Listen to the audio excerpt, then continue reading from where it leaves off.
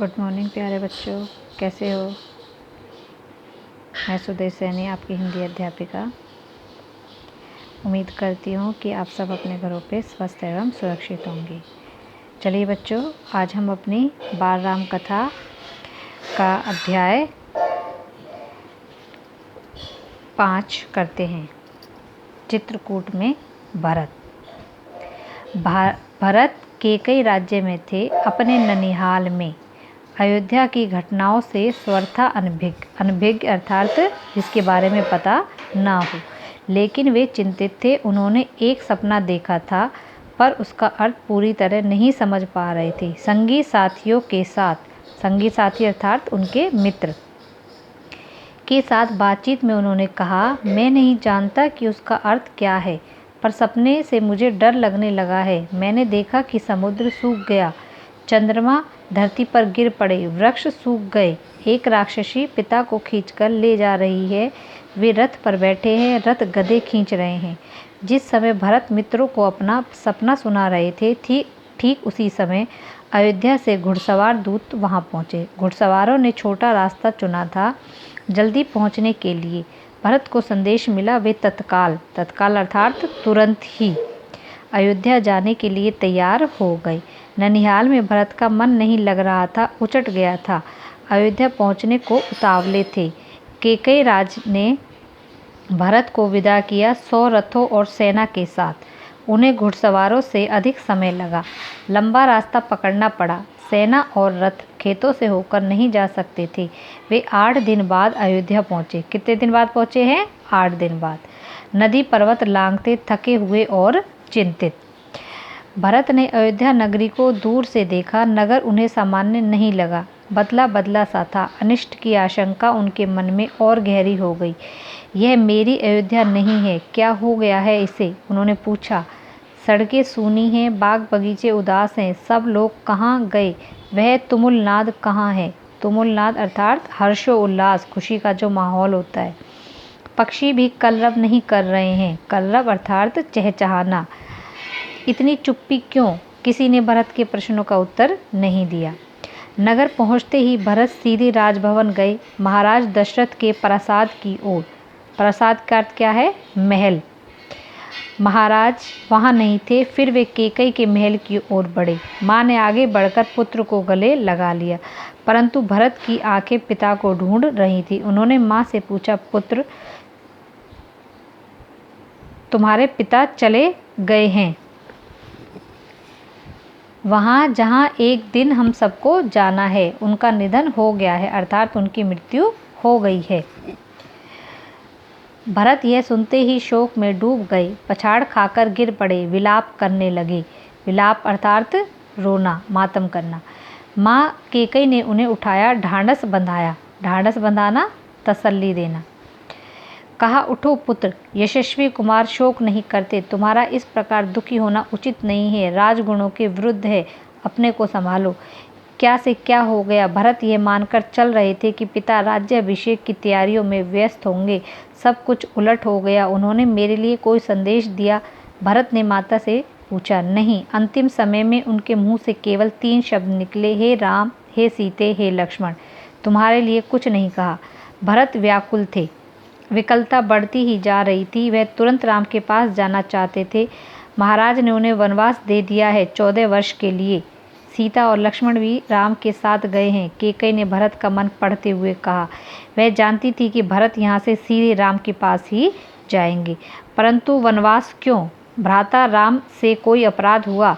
भ्राता अर्थात भाई। राम ने कोई अपराध नहीं किया। महाराज ने उन्हें दंड भी नहीं दिया। इसके लिए मैंने महाराज दशरथ से प्रार्थना की थी। मुझे तुम्हारे हित में यही उचित लगा। मैं तुम्हारा अहित नहीं देख सकती थी। कैकई ने कहा। वरदान की पूरी कथा सुनाते हुए उन्होंने कहा, उठो पुत्र, राजगद्दी संभालो। अयोध्या का निष्कंटक राज्य अब तुम्हारा है। निष्कंटक अर्थात अब उसमें कोई भी बाधा नहीं है। भरत अपना क्रोध रोक नहीं सके, चीख पड़े, यह तुमने क्या किया माते? ऐसा अनर्थ, घोर अपराध, अपराधनी हो तुम। वन तुम्हें जाना चाहिए था, राम को नहीं। मेरे लिए यह राज्य अर्थहीन है। अर्थहीन है अर्थात इसका कोई मतलब नहीं है। मेरे लिए ये राज्य बेकार है। पिता को खोकर, भाई से बिछुड़कर नहीं चाहिए मुझे ऐसा राज्य। इसी बीच मंत्रीगण और सभासद भी वहां आ गए। भरत बोलते रहे, तुमने पाप किया है माते, इतना साहस कहाँ से आया तुम में? किसने तुम्हारी बुद्धि भ्रष्ट की? उल्टा पाठ किसने पढ़ाया? यह अपराध अक्षम्य है। अक्षम्य अर्थात जिसको क्षमा न किया जा सके। मैं राजपद नहीं ग्रहण करूंगा। तुमने ऐसा सोचा कैसे? सभासदों की ओर मुड़ते हुए भरत ने हाथ जोड़कर कहा, आप भी सुन ले, मेरी माँ ने जो किया है उसमें मेरा कोई हाथ नहीं है। मैं राम की सौगंध, सौगंध का क्या अर्थ है? कसम खाकर कहता हूँ, मैं राम के पास जाऊंगा, उन्हें मनाकर लाऊंगा, प्रार्थना करूंगा कि वे गद्दी संभाले, मैं दास बनकर रहूंगा। भरत बहुत उत्तेजित हो गए थे, स्वयं पर नियंत्रण नहीं रख सके। बोलते बोलते उनकी सांस उखड़ने लगी। वे चकराकर धरती पर गिर पड़े। सुध बुध लौटी तो भरत रानी कौशल्या के महल की ओर चल पड़े। उनसे लिपटकर बच्चों की तरह बिलख बिलख कर रोए।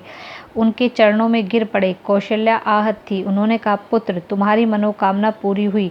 तुम जो चाहते थे हो गया। राम अब जंगल में है। अयोध्या का राज तुम्हारा है। मुझे बस एक दुख है, कैकई ने राज लेने का जो तरीका अपनाया वह अनुचित था, निर्मम था। तुम राज करो पुत्र, पर मुझ पर एक दया करो, मुझे मेरे राम के पास भिजवा दो।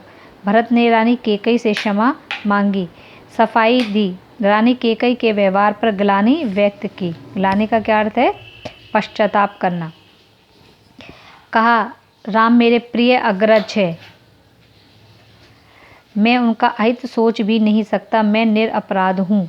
अग्रज का क्या अर्थ है यहाँ पर? बड़ा भाई। निरपराध अर्थात मैंने कोई अपराध नहीं किया है। कौशल्या ने भरत को क्षमा कर दिया, उन्हें गले से लगा लिया। भरत सारी रात फूट फूट कर रोते रहे।